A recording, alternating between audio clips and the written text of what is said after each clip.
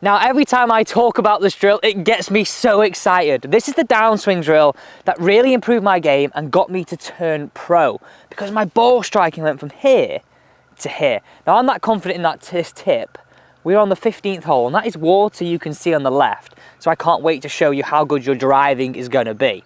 Now, I would say that this tip is great for golfers that don't play a lot, also great for golfers that aren't that supple, but equally if you do play a lot and you are supple, it's still going to help you. Today's question comes from Big B, all about the sequence of the downswing. So let's get into it. Now, I know many of you, especially in situations like that, have the idea of really pulling this club down and whipping it through. Really sort of saying that 70% arms and sort of 30% body goes into the shot. I constantly get asked the question, Alex, what is the sequence? How do I stop pulling with these arms? It's really hard to stop it, but if you use this sequence, you will stop it. So the idea that we're going to go down today is I want you to learn that your arms are the last thing to move from the top of the backswing, and that might be a new concept for you, and if it is, don't worry, that's why you're here. So I'll repeat that again. Your arms are the last thing to move to start the downswing. So you're going to go from this to a little bit more of a sequence. All you're going to need is 3 golf clubs. So I've just placed my driver on the ground for a second. Let me show you this setup. As I said, it's great for all levels of golfer. So this first golf club is just going to be our feet line. Okay, the next golf club, we're going to point just like that.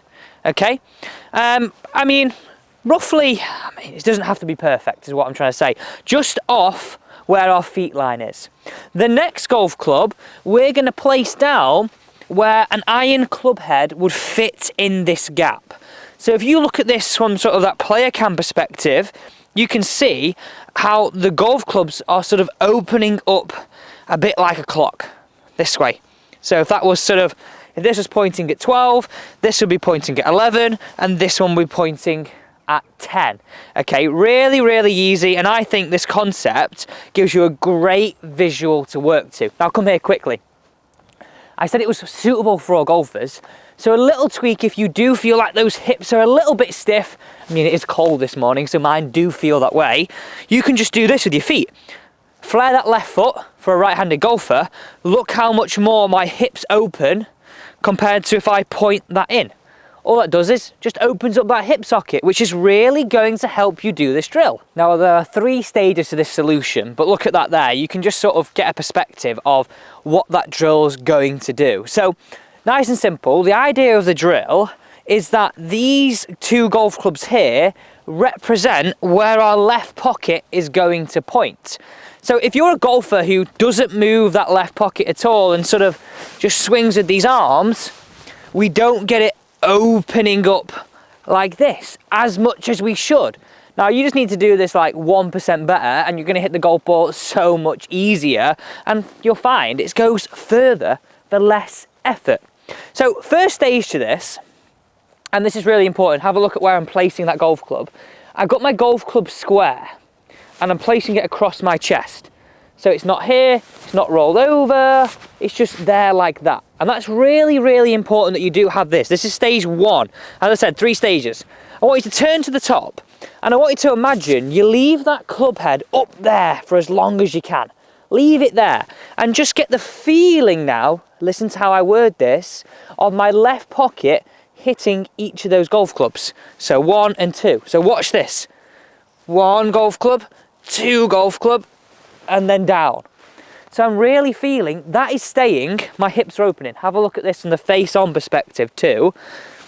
And it's really important you do follow each stage. So look at this here. I've got the golf club up there. Open, open, club head stayed there. It's just sort of coming down now at the last minute as this keeps opening. So in the forefront of my mind, I'm thinking about this left pocket here, opening up from where it started and opening up again. Really just nice and simple, okay? The next phase, stage 2, and this is my favorite bit, this is just a really easy one, just to get the feeling of just activating those hips a bit. And I don't, how could I say this? Come closely. This is the bit people overlook, so please don't. So I'm going to stand there, just put my hands on my golf club and just practice turning my hips, but keeping my chest straight on. This is learning to separate. A key skill to start the downswing with the body, not the arms. You know what? If you said to me, just give me 8 to 10 reps of that, I mean, people might walk past you on the range thinking, what are you doing? But don't worry, you're gonna smash it way further than them. Look how much I'm opening my hips. Final stage here. This is the bit you're gonna thank me for. You need 2 balls, okay? The first ball, we're gonna feel like we hit really slow. I'm gonna leave my hands up there for as long as I can, and then we're gonna build the speed into ball 2. So here we go. Address that golf ball.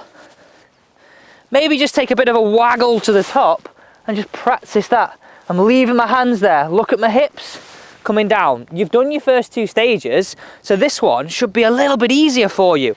Again, remember, hands stay up there for as long as you can. Thanks so much for watching, and see you tomorrow.